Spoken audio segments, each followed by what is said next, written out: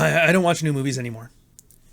I don't. And I wish I could say it's because Critical Drinker made 50 Kathleen Kennedy videos, which turned me off of the thing, because he did, but it didn't. It's not because, I wish I could say it's because Yoda is doing fucking backflips with a lightsaber fighting in a battle, because he did, but that wasn't it either.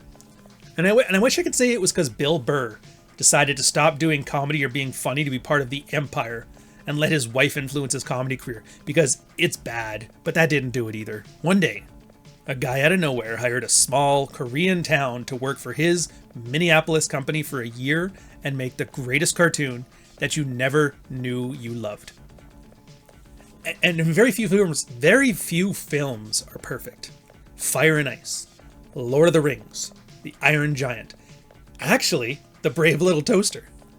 Even fewer films took the Akira approach of hiring a sweatshop of impoverished Koreans to make the greatest cartoon of its time. And even fewer animations still get to spend $13 million on doing it. And it's awesome. Legs broken, but I'll live. Because let's face it, and the part I love the best too, other than the movie's great, the commies hate it. They think it's a Star Wars ripoff. The nerds hate it. They think it's because it's a Star Wars ripoff. Critical Drinker and The Quartering and Nerdtronic or whatever, they all hate it because they can't yell at a feminist who ran it into the ground. They could have been part of the solution, but instead decided to be part of the whole ass problem. I don't care what any of them say. It's awesome. And if you loved watching the old Battlestar Galactica shows, V, another TV series from the 80s you probably don't know of, the original Star Wars trilogy, Buck Rogers, or anything worth a damn, Flash Gordon, you're gonna love this, and you're gonna get what they're doing. Like, the reason was because Lucas took all the air out of the room, and good for him. He made a gem. Well, I mean, his ex-wife took his turd of a movie and made it a gem in the edit. Then he made a special edition, which shitified it again, and a bunch of hardcore fans despecialized it, and made this returned turd into a re-gem in the edit. Basically, the last 40 years were a series of people saving George Lucas from himself. And then through all of that, some random nobody with a bunch of cartoon voice actors slipped in the best Buck Rogers, Flash Gordon, serial adventure in history, and everybody was so annoyed that they lost track. It just slipped under the radar. It was the best adventure serial in history. But hey, this stops now. And we're going to go back in time. You're going to be 13 again, and you're going to enjoy a movie on a movie's terms. And I keep saying it, and I'll keep watching with it, and your life is going to get better because of it. You're welcome. Legs broken, but I'll live. It's a generational thing. It's the continuation of about 100 years of generational storytelling. Moving picture reels were all the rage in the 1940s and 1950s. The baby boomer generation, who was born around this time, got their movie version of the action-adventure serial that their parents loved when they were kids around this same time. So their parents had Sherlock Holmes, Buck Rogers, Doc Savage, John Carter. These were awesome when you were a little burnt out from World War I and the Napoleonic Wars. Then these people grew up seeing these, and then they made Flash Gordon, Lost in Space, and 100 other black and white adventure serials. And this is where the Spielbergs, the Lucases, and a bunch of the other guys grew up. Then they became adults and they kept the tradition going. And this tradition is hopefully coming back. I have my doubts. The best we've seen so far and best we've been able to do is the Harry Potter series, and not gonna lie, I'm unimpressed. Our great-grandparents gave us a fine tradition of action, adventure, science fiction, and the promise of tomorrow. And the oldest baby boomers tried their best, but the younger boomers screwed the pooch. Gen X tried to keep it going, cartoons, but millennials made it all fake and gay and retarded. You wouldn't dare. Help! Help! What? Dag, why do you risk your life stealing crystals? Hi. That's more like it. Has anyone ever told you that you're awfully cute for a meat body? Do you like Star Wars? Where is the truth you promised? Do you actually like Star Wars? He's worth 1,000,000 Starbucks, dead or alive. Way overpriced. I mean the original serial sci-fi action adventure, and not the Disney slop where they throw nostalgia into a machine that eats childhood nostalgia, and communist propaganda to produce overweight merchandise consumers and YouTube marketing assholes. Do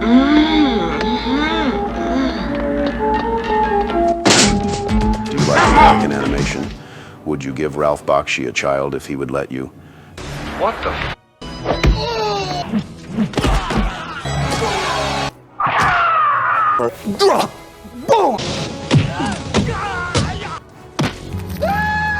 Do you like lasers set to disco music, robots, light swords, and swamps and deserts and racial caricatures and sexbots? Well, I have the story for you. In a world where rodent-themed global megacorporations take the world's most beloved franchise and turn it into feminist slop, one movie stands alone to bear the burden of magical science fiction adventure. It has it all. Behold, the great god of my world. Evil empires, the hero's journey, roguish anti-heroes, sexbots, sarcastic, irritable British computers, nosy and entitled princesses with a nice rack. Dag, do something! We've got to save Portugal! Shisty desert Arabs, mutant swamp scavengers, and a rickety spaceship that's all heart. No joke. It was the only film released after 1982 that even had an idea what Star Wars was supposed to be. And it executed something familiar yet different, cheaply done, yet richly received. You had no idea this was your favorite movie until I showed you. It's the peak of American animation. It's the last hurrah of a bygone era that will never return. It's Starchaser, Legend of Orin, 1985.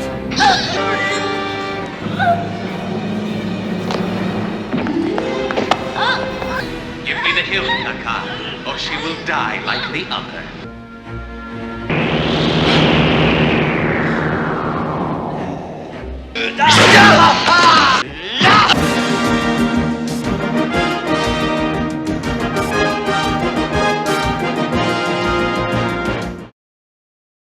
Okay, pause. I hate, and I mean I hate, YouTube movie reviews. I hate watching communists on Reddit with their snark and their problematic and their sarcasm. I hate YouTube outrage brokers with their angry at feminists making movies and their bullshit. Nerds, I hate them with their original packing and their ironic watching of a movie, that calling every movie a bad movie because they can't articulate why they like it. So they have to say I like it because it's shit. It's like, fuck you. They had 40 years of pissing me off by not making a new generation of awesome. And not only that, but actively laughing at the awesome of yesteryear. Seriously, fuck these guys. Heck, I love this movie so much that my brain rewired its memory. I honestly thought when I was a kid, for the longest time, that out there was some Star Wars director edit out there that had the scene in this one where Orin flies into the palace at the Sky Place, until I saw the movie again as an adult and realized I was mixing the two up. I mean, look at this. Holy Jesus. What is that? What the f*** is that? What is that? You feminist fat body! Commies and nerds are driving me fucking nuts. Do you know, the only reason they shit on this movie is because it's the same genre as Star Wars, and it came out somewhat around the same time, within 5 years. And this is from the people who freak out for watching the exact same MCU movie every time it comes out.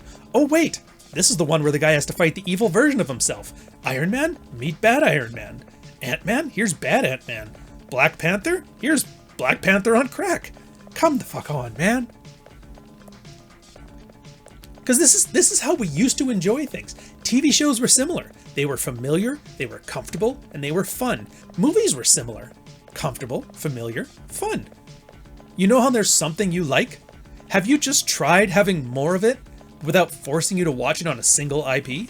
I mean, do you know all those movies where you're like, I liked this movie, but it didn't need to be a sequel. It could have been its own thing. Well, here's its own thing, man. Stop bitching and enjoy your life. And you know what? I know Trump got elected, but I don't think we're out of the canceling weeds yet.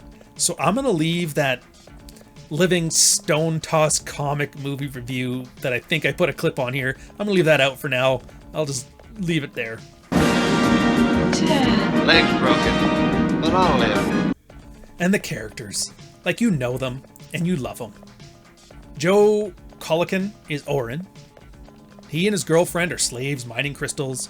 He finds a magic sword and learns that he has to escape to save everybody.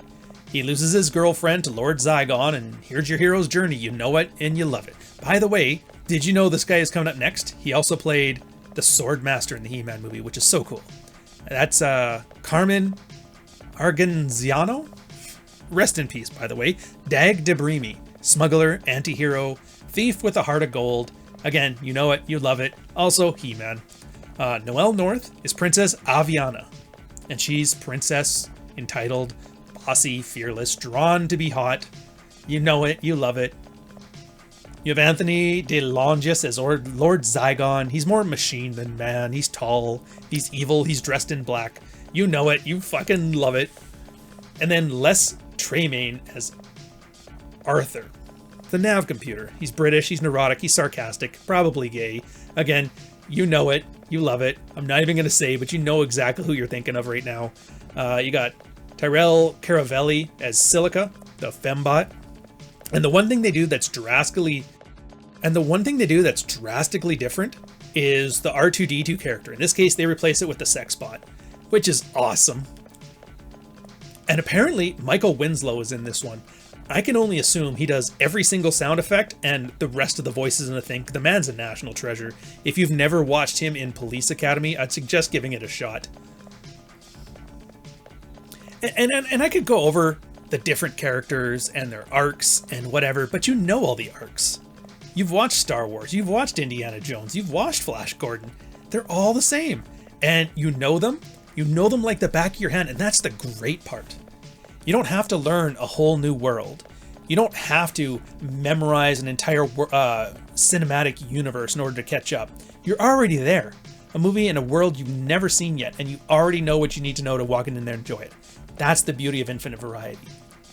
It's like an amusement park. Strap in, enjoy watching the hero, the rogue, the comedic relief robots, and the princess defeat the villain with lasers and disco and the wonderful world around you with a whole bunch of new wonders. Which is the point. And anybody who's ever heard of Star Wars got mad, even though Star Wars ripped off the same stuff Starchaser did. It ripped off the Buck Rogers, the Flash Gordon, even the old Space Quest games. Like it's all from the same pile of inspiration. Leg's broken, but I'll live. So yeah, no setups, no payoffs, no release. It's enjoying it on its own terms. It's a space opera. And when I say to watch a movie on its own terms, stuff like the characters is where I kind of mean it. Like every character here is simple. They're almost one-dimensional. It's very formulaic. It's the same arc you've seen 1,000 times, but they'll sprinkle in a different flavor this time. It's like, hey, you love Coke. Here's cherry Coke. Here's vanilla Coke. Here's cherry and vanilla Coke. You'll still enjoy it, even though you know what Coke is.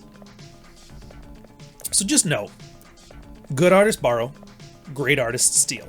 And this one is a great artist who made a great movie. Leg's broken, but I'll live. The plot. Oh boy. Okay, I'm not even spoiling anything. Like, I can tell you exactly what happens on here, beat for beat, and you're not going to miss anything. So, Orin and his girlfriend work in a mining colony run by robots, and they have one rule: never dig up. The robots are mean, they are cruel, they beat people to death. He's got a little brother who's blind and an old man who's dying. He has to work twice as hard to keep his family together. So one day, he and his girl find an old sword missing a hilt. And then a little voice and a little pixie give him a little message. The old man who's with him tells him about the old rebellion and how that sword is probably the key to saving everybody, so they gotta go on an adventure and get out of there with the thing, because they're gonna get caught for it. They end up getting into some fights, because I guess the robot said if you ever find one, make sure to turn it in. So they go on an adventure, but they get caught during their escape. So at this point, Orin's whole adventure motivation is to find the blade.